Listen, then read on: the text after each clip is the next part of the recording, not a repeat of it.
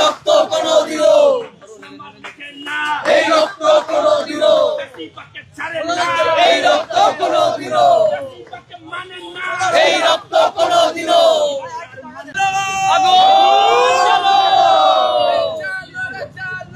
আগুন জ্বালো আগুন জ্বালো আগুন জ্বালো আগুন জ্বালো আগুন জ্বালো।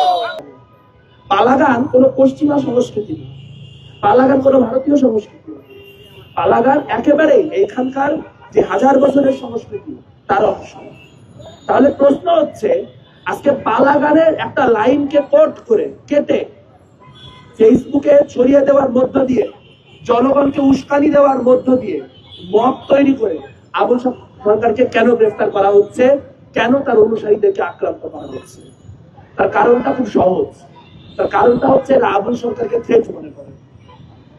ঠিক যেভাবে করে তারা লালনকে থ্রেট মনে করে, ঠিক যেভাবে করে তারা ভবা পাগলাকে থ্রেট মনে করে, তারা মজনুষাকে থ্রেট মনে করে, ভবানী পাঠককে থ্রেট মনে করে, একইভাবে তারা আবুল সরকারকে থ্রেট মনে করে।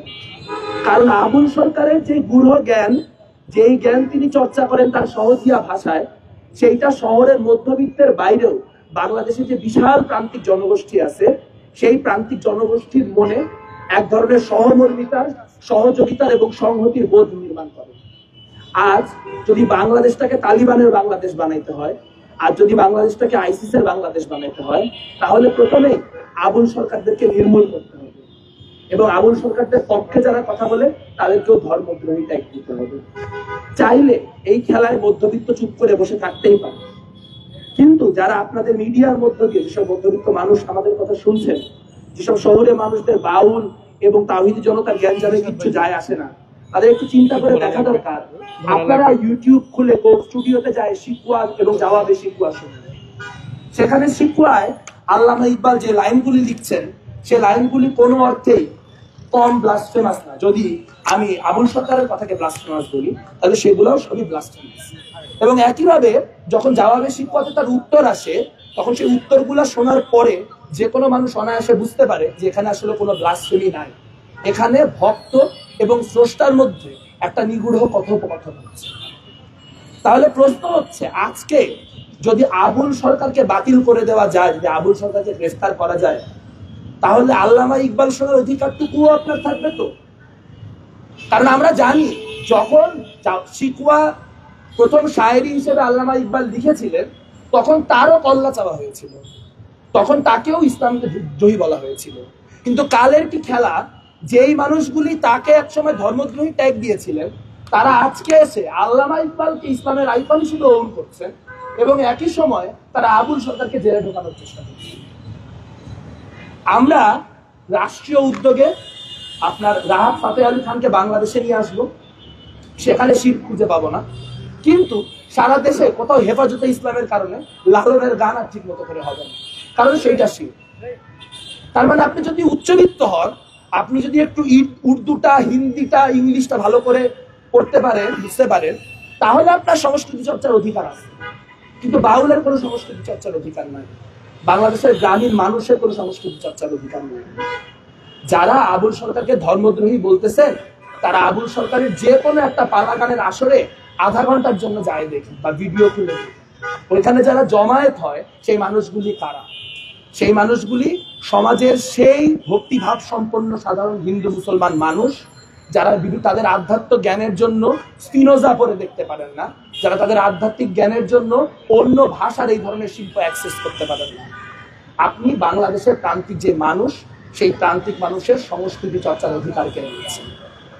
এবং বাংলাদেশে যখন আমরা 2025 সালের দিকে ফিরে তাকাবো, তখন যেই সব শয়তান, যেই সব লোকজন ইবলিশের কাজ করছে বলে একদিন সাব্যস্ত হবে, সেই মানুষগুলির মধ্যে একটা মানুষ হচ্ছে সারোয়ার ফারুকী।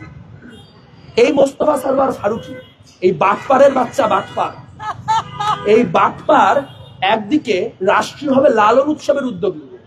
সেই লালন উৎসবের অংশ হিসেবে সারা দেশে যত মানুষ আছে তাদের সবাইকে বলবে যে আপনারা আসেন, আপনারা লালনের অনুষ্ঠান অংশ হন, আমরা লালনকে হেরিটেজ বানাই তুলব। কোনো কিছুকে হেরিটেজ বানানোর জন্য প্রাথমিকভাবে যে কাজটা করতে হয় সেটা হচ্ছে তাকে বিলুপ্ত করতে হয়, বিলুপ্ত না হলে কোনো কিছু হেরিটেজ হয় না। তো আসলে সারোয়ার ফারুকী এজেন্ডাটা ঠিকই আছে, তিনি প্রথমে লালন উৎসব হাতে নেবেন, তারপর লালন উৎসব হাতে নিয়ে 2-3 বছর সময় নিয়ে লালন উৎসবকে ওয়াহাবাইজ করবেন, ঠিক যেভাবে বাংলাদেশের অসংখ্য মাজারকে ওয়াহাবাইজ করা হয়েছে। এবং তারপরে যখন এইটার আর কোনো তাত্ত্বিক মানে ভিত থাকবে না, যা দিয়ে এখানকার যে সাংস্কৃতিক কলোনাইজেশন সেটাকে ঠেকানো যায়, তখন লালন উৎসব করা দেওয়ার প্রয়োজন থাকবে না, ফলে লালন আইকন হিসেবে ফিকে হয়ে যাবে। কারণ এইটাই যদি তার নিয়ত না হয়, তাহলে আমাকে বুঝান লালন উৎসব রাষ্ট্রীয়করণ করার পর থেকে, সেই সময়ের পর থেকে গত যে কয়েক মাস গেছে, সেই কয়েক মাসে কয়টা লালনের গানের উৎসব বন্ধ হয়েছে, কয়টা আসরকে সীমাবদ্ধ করতে বলা হয়েছে। তাহলে আজকে বাংলাদেশের পরিস্থিতি হচ্ছে, বাংলাদেশের প্রাথমিক শিক্ষায় সঙ্গীতের এবং খেলাধুলার শিক্ষক, শারীরিক শিক্ষার শিক্ষক নিয়োগ দেওয়া যাবে না। বাংলাদেশে পালা গান করলে ধরে নিয়ে যাওয়া হবে, বাংলাদেশে বাউলের চর্চা করলে তাকে ধরে নিয়ে যাওয়া হবে, কেউ পাগল হলে তার চুল কেটে দেওয়া যাবে, কেউ শ্রমিক হলে সে তার বেতনের কথা বললে তাকে আওয়ামী লীগ ট্যাগ দেওয়া যাবে, কেউ ভবঘুরে হলে, কেউ হকার হলে, তার কাছে কিছু পাওয়া যাক আর না যাক, তাকে সন্ত্রাসী হিসেবে, চাঁদাবাজ হিসেবে, গাঁজাখোর হিসেবে, ব্যবসায়ী হিসেবে সাব্যস্ত করা যাবে। এই যা আমরা দেখতেছি, এটা হচ্ছে টেক্সট বুক ফ্যাসিবাদ। ডক্টর মোহাম্মদ ইউনূস বাংলাদেশে একটা নতুন ফ্যাসিবাদ কায়েম করছেন। যারা আমরা 24-এর অভ্যুত্থানের সময় শেখ হাসিনাকে অপসারণের জন্য আমাদের জীবন পণ করেছিলাম এই আকাঙ্ক্ষা থেকে যে বাংলাদেশ একটা গণতান্ত্রিক দেশ হবে, সেই দেশে সকল মতের পথের মানুষের চলাফেরা করার, শ্বাস নেবার, কথা বলার অধিকার থাকবে, তাদের আজকে ভাবতে হবে। আমরা আওয়ামী লীগ আমলেও দেখছি রীতা দেওয়ানকে ধরে নিয়ে যাওয়া হয়েছে, শরীয়ত বাউলকে ধরে নিয়ে যাওয়া হয়েছে। প্রশ্নটা এটা না যে আওয়ামী লীগ বা বিএনপি বা মেইন স্ট্রিম বুর্জোয়া যেই তথাকথিত সেকুলার দলগুলা, তারা এই প্রান্তিক জনগোষ্ঠীগুলির দায়িত্ব নেবেন কি না। আমরা অসহায় বাউল কথাটা আর বলতে চাই না, আমরা অসহায় হকার কথাটা আর বলতে চাই না, আমরা অসহায় নারী কথাটা আর বলতে চাই না, আমরা অসহায় হিন্দু কথাটা আর বলতে চাই না, আমরা অসহায় আদিবাসী কথাটা আর বলতে চাই না। আমরা চাই এই সকল প্রান্তিক জনগোষ্ঠীকে ঐক্যবদ্ধ করে বাংলাদেশের মানুষের জন্য যে রাজনীতি প্রয়োজন, সেই রাজনীতিকে নির্মাণ করতে।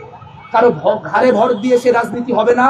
যে রাজনৈতিক দল একদিকে যে আহমদিয়াদের অমুসলিম ঘোষণা করার কথা বলে আসে, আর একদিকে বাউলদেরকে বুঝায় যে আমরা আসলেও আপনারা গান গাইতে পারবেন, তাদের দিয়ে এই সমস্যার সমাধান হয় না। একই সঙ্গে কেউ শেয়াল এবং মুরগির পক্ষে থাকতে পারে না। কাজে যারা আমাদের ঘাতক, যারা সামনের দিনে আমাদের সাংস্কৃতিক চর্চাকে, ধর্মীয় চর্চাকে, রাজনৈতিক চর্চাকে রুদ্ধ করতে আসবে, তাদেরকে আমরা চিনি। প্রশ্ন হচ্ছে তাদের বিরুদ্ধে সর্বাত্মক ঐক্য গড়ে তুলে বাংলাদেশের শ্রমজীবী এবং প্রান্তিক জনগোষ্ঠীর যত মানুষ, তাকে সর্বোচ্চ পরিমাণ ঐক্যবদ্ধ করার কাজ আমরা কতখানি করতে পারবো।